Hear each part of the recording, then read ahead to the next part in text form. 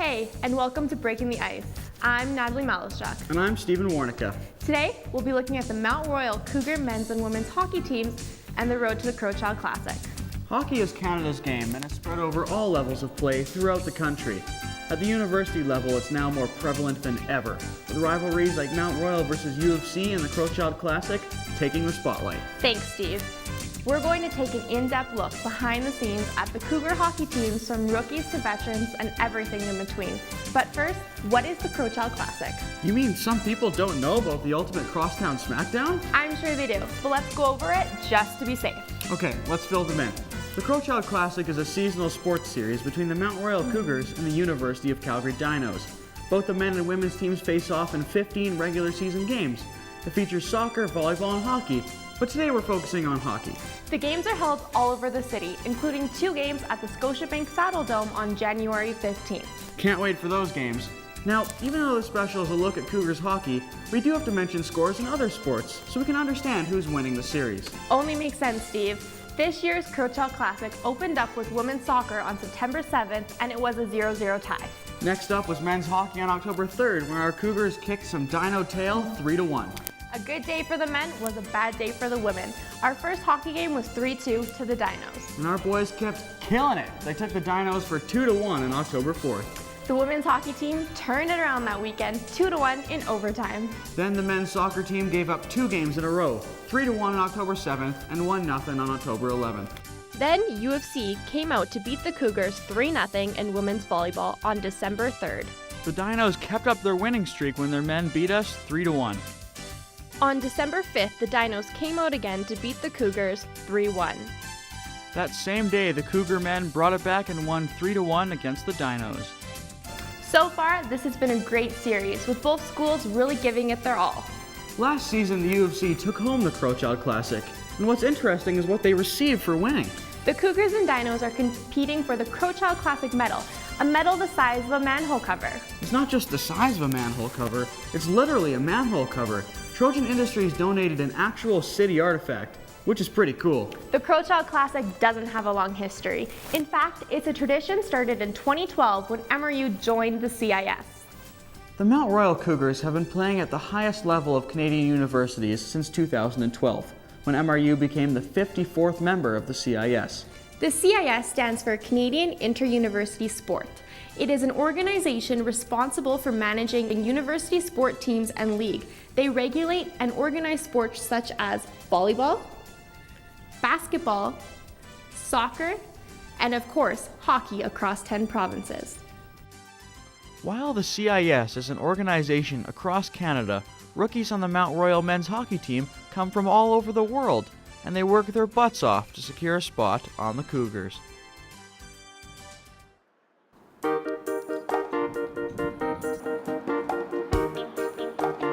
Everybody has to start somewhere. The men's and women's hockey teams have many new players, gearing up and learning the ropes of university-level hockey.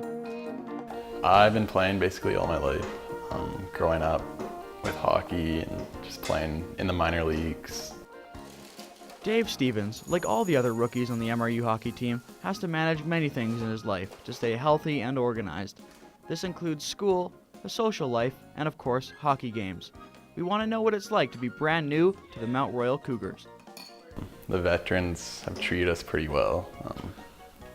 They've kind of just shown us the way, like how you have to put a lot of time into school and how much time you have to put into hockey just to make you better on the ice and off the ice. When I first got here, it was like a bunch of new players and kind of just as social as possible. I got to meet the guys, and I didn't really know anyone coming in, but they really welcomed me. Like it's from day one. They treat us pretty good as rookies. They don't tease us too bad or anything, so it's not too bad at all. They were really nice, really welcoming, and it was really good to have. And I knew a couple girls on the team before, so that was really nice. Although new to the team, these players are definitely not new to the sport. Most of the rookies have been playing for more than 10 years and bring a lot to the team.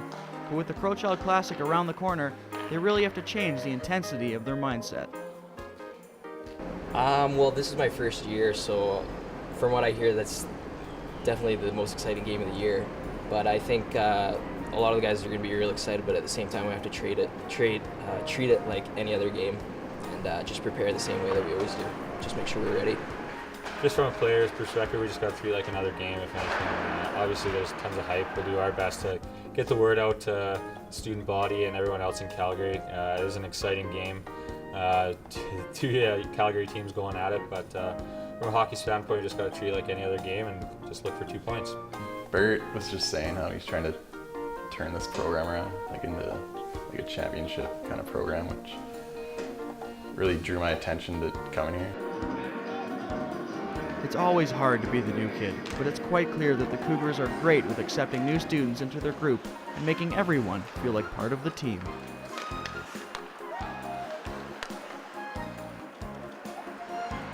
Like some of the players, it's head coach Bert Gilling's rookie year, and we weren't the first ones to ask him about it.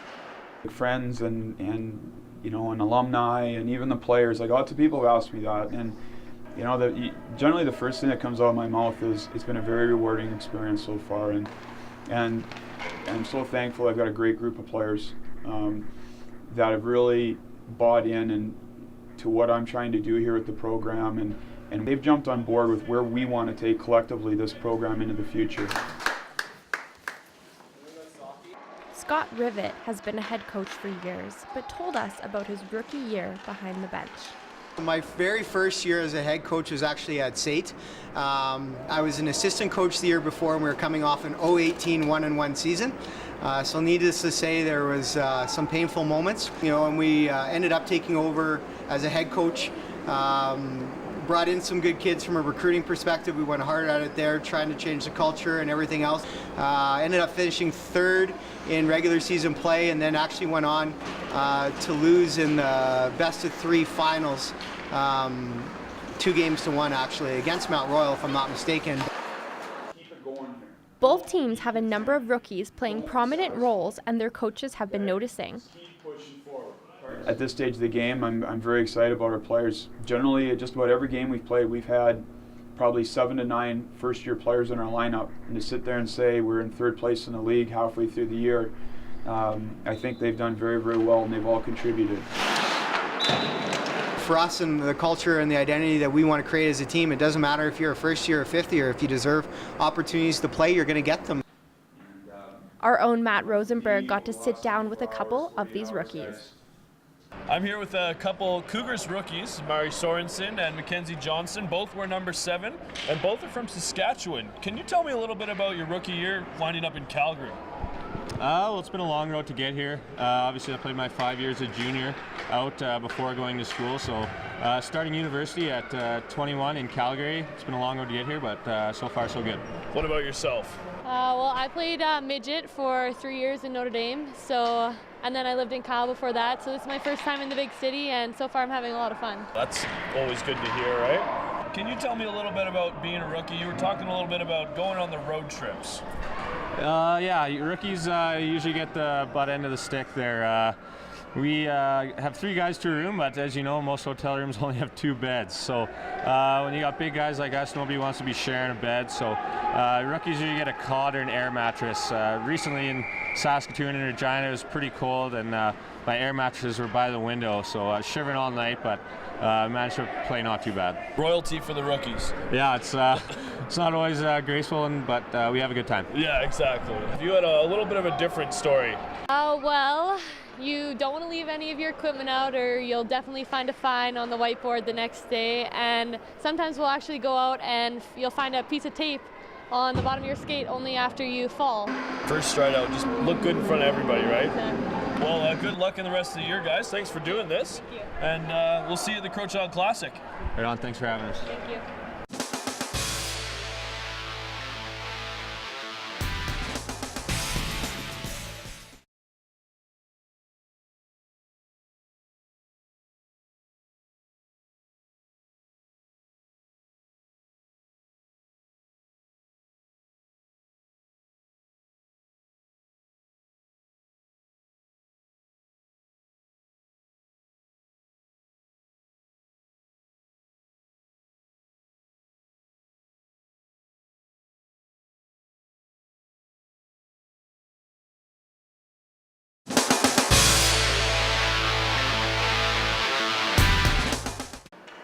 Cougar Athletics recruit players from across Canada. This could be hard for some players being away from their families. To make it less stressful, the Cougars quickly create a team bonding experience each year. With more, we caught up with Janessa Jenkins, a third-year forward for the Cougars. It's definitely hard. The good thing is my family is only around 5 hours away, so they do get to come down quite a bit. My dad does a lot of business here, but I think it's really important at how our teammates are so much of like a family impact, where like it's not just friendships. Like I'm with these girls more than I am with anybody else, like any other family. So it's really important to have close-knit relationships with them, and I think that family is extremely important. Every year we always have a camping trip that we go to. So we usually go like up to Kananaskis, like in a remote area, or no cell phones, nothing, like, and you just like play like team bonding games and go for hikes and swims, and it's really fun. That's awesome. You get to know the girls a lot real quick when you're spending 48 hours with them up in nowhere with your cell phones or electronics, so it's good, it's awesome.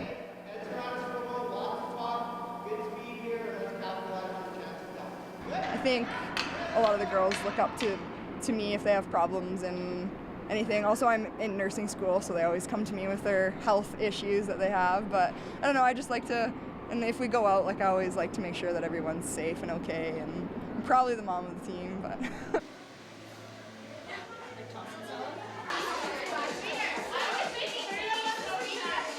The family atmosphere isn't just evident to players from out of town. In fact, every player is a part of the Cougar family. Opposite sides will go on the whistle. I just feel like if you're not like close friends off the ice, like it's easier to get frustrated and then get off your game on the ice. Yeah. Like if we're not playing well, or you're playing with like a line mate that you don't really get along with off the ice, and then you're playing with them on the ice and like mistakes get made, it's way easier to get frustrated and upset with them, and that like totally ruins the game. Playing hockey and going to school can be tough, but when it comes to a teammate having a bad day, the rest of the girls know exactly what to do to help. I think you just remind them why they're here. Like, you want to be here to get that degree and also play hockey, and you're part of a team where everyone has gone through or is going through the same thing, and that makes it a lot easier knowing that there's those kind of people around you too. And you say, you know, you want to come over and watch a movie, or I can help you study, and you just kind of de-stress everyone, and it really helps everyone out. Some players, like Jocelyn Freilich, play better with their parents in the stands. And although this isn't always possible, her teammates help her through it. My parents were going to be there, but they didn't come, and then my coach, like Carla, realized like I was having a bad game, and she's like, look in the stands, look over there. And it's like her mom standing over there, and she's like, Joe, just pretend your mom is my mom tonight. And I literally went out like the next shift and had a breakaway, but I didn't score, but it was still like one of the best comeback moments I've had. Another huge factor in the girls' support system is their coaches. They're like so good, because like when you're having a bad game, they're not going to come rip you apart. They're going to say something that will bring you out of your slump, or try to like say something to make you feel better and play better. The team's head coach, Scott Rivet, is a huge part of why this hockey club doubles as a family.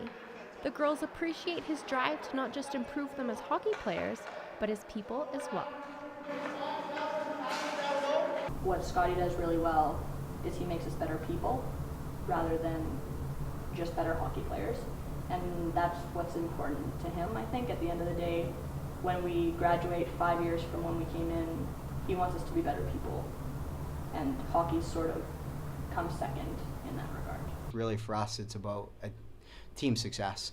You know, I have young family, young kids, and our girls are around them. They're at the rink all the time. Our players embrace them. We have them into our home all the time for dinners and team functions, and that's the type of people we are, and that's the type of people we want within our program. So I think it translates well.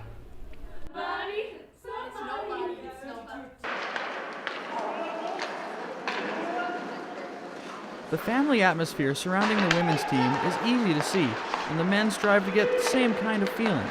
By doing a lot of outside the rink activities, the teams have plenty of bonding opportunities.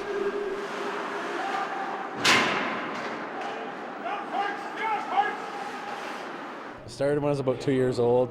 My old man fired up a backyard rink for us. I think the first thing we really did was have a big barbecue, big cookout, you know, got to meet everyone, shot the breeze quite a bit, and that was really good, team bonding. After a win, there's this chant that we do in the dressing room, and sit around, usually hand out the game puck to a guy who's, you know, really stepped up that game, either shot blocks or like making a huge play, like a turning point, or, you know, scored some big goals. After a loss, you know, coach just comes in, addresses the team quick, and we usually just kind of sit in silence and reflect.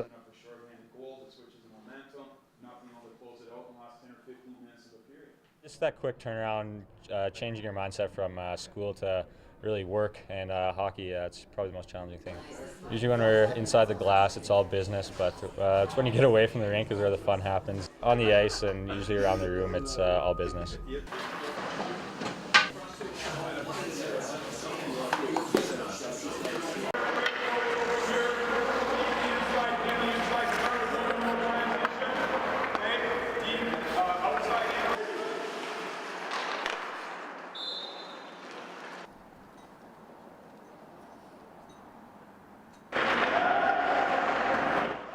A new tradition that has taken root this year for the men's team is the addition of having their alumni coming to watch their games. Bert Killing, the head coach of the men's teams, has made it a priority for himself this year to reestablish those old connections. Men who played for the Cougars as far back as the late 60s are now coming out to show their support for the younger generations.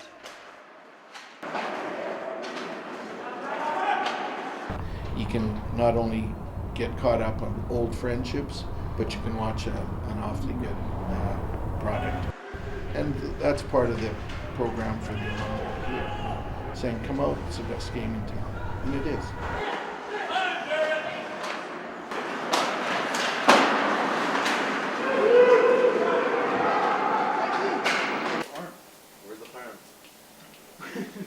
It's game day, and the boys are cooking their usual pre-game meal. Every home game, they come together to prepare food, get focused for the game, and have a little team bonding. Today on Cooking with the Cougars, the boys cook up one of their famous pre-game dishes. Now, here's your host, Captain and Chef Matt Brown. All right. So as you can see here, we got a nice feast going. Some chicken and veggies on the stove here. Have some leftover spaghetti from yesterday, so we're firing that up in the microwave. You know, just hanging out, getting ready for game time. Helps if you add sound effects. Just fire a few sound effects. Get this one going on the left. That's a little tough. I don't know. I don't think the broccoli's meant to be flipped now. Scotty's gonna have 3 probably? Probably. That's a pregame meal right there. Oh yeah. The herb just comes in nice and fresh. Looks great, boys. After that, it's time to clean up, take a power nap, and hit the rink.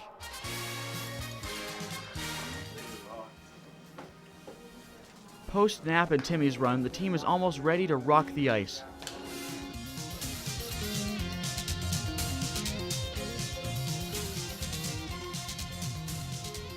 Or whatever just gets them focused so that they can bring home another W to the Mount Royal Cougars.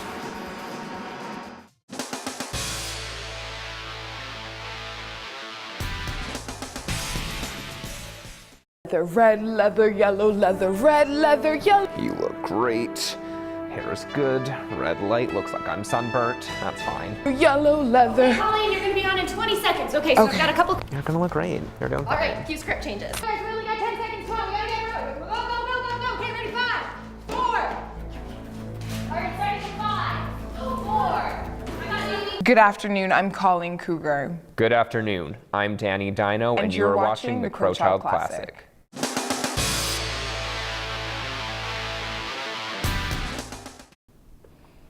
I'm sitting here with Jade Ozadchuk, a senior on the women's hockey team at MRU. We're just going to get an inside look with her on how life is like on the ice, how things go off the ice as well. What kind of stuff do you do when you're away from the rink? Do the girls get together away from the rink as well?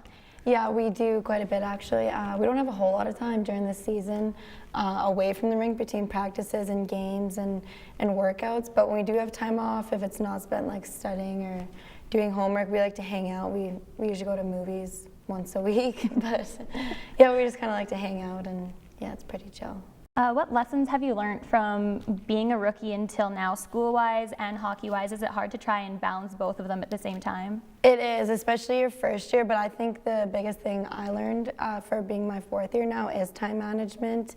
You just learn how to juggle like school and hockey at the same time, but it's definitely a learning process. How can you tell a hockey player apart from any other athlete? I know it's pretty easy, especially when you are one. How can you tell them apart? Well, I like to think, I think like kind of each athletic sport has kind of like their own different style, but I know I definitely think that hockey players kind of have like a pretty good confidence that they carry. Actually beat UFC for the first time this year. You've been in every Curl Child Classic since you came here. So what is that going to be like this year now that you have a bit of momentum after actually getting to beat them? Yeah, I think beating them, because we opened up against them for the first games of the season, and we beat them, the second game for the first time. I think it went into a shootout actually. So it was a pretty big win for us. So I think this year that's just going to bring us a lot more confidence going into the Curl Child Classic, and hopefully we can beat them for the first time in the Curl Child Classic. So. What's the atmosphere like at the Curl Child Classic? I know it gets kind of crazy, but as a player, like what does that mean to you? How crazy does it get? I get like a little nervous at first because there's a huge crowd. Like that's definitely the hugest crowd I've played in front of, and being at the Saddle Dome and everything. So it's a little nerve-wracking at first, but once the game gets going, I think the whole team just feeds off that energy, and every time like you make a good play or score or whatever, like the whole school is cheering you on. So I think you definitely feed off that energy, and it really pumps everyone up, and I think it makes us play better. As the Curl Child Classic becomes closer and closer, Jocelyn Freilich reminisces on the atmosphere of the past 2 classics she's played in. It's so, I don't know, it's like cool because half the stadium is red and half the stadium is blue. And there's so many people, like probably in combined total of all our games, we don't have that many fans. It's awesome. The day after, everyone knows who you are because they went to that game. How big the game is. It's at the Saddle Dome. There's gonna be thousands of people there. Like the game itself just gets everyone pumped up, and like our whole school is there. UFC's there. It's just huge, and like I don't know, even now it's December and we're already getting pumped up for the game in January. It's a little intimidating, bigger stage, but at the end of the day, preparation's sort of always the same. I don't think about the game at all until I step on the ice. If I do, I psych myself out. I think if you talk to most people, they'll tell you that I get in my own head, so if I overthink things, which I tend to do, it's no good. I wake up, I always go for breakfast with my mom, Eggs Benedict, and then I nap from 1 to 3, and then I get up, and then I eat again, and then I come to the rink. It's a lot of eating and sleeping. The rookies only have the words of the veteran players on the feelings of having so many eyes on you at the Curl Child Classic. Kenzie Menzik is beyond excited for her first experience in the Dome. I think it's going to be a really exciting game. Not many females in hockey get the opportunity to play in front of so many people.